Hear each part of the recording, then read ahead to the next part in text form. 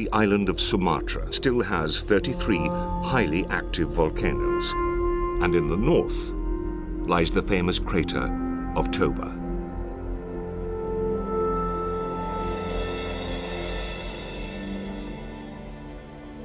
Toba Lake is all that is left after the biggest eruption in the last 100,000 years.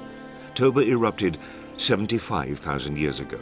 The eruption was so vast, it left this 100-kilometer wide crater, the biggest volcanic structure on Earth.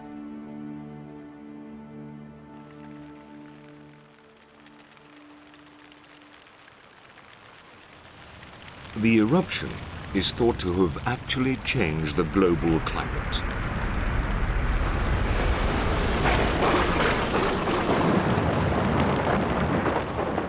For the 1,000 years which followed, the Earth's temperature was colder than the last glacial period.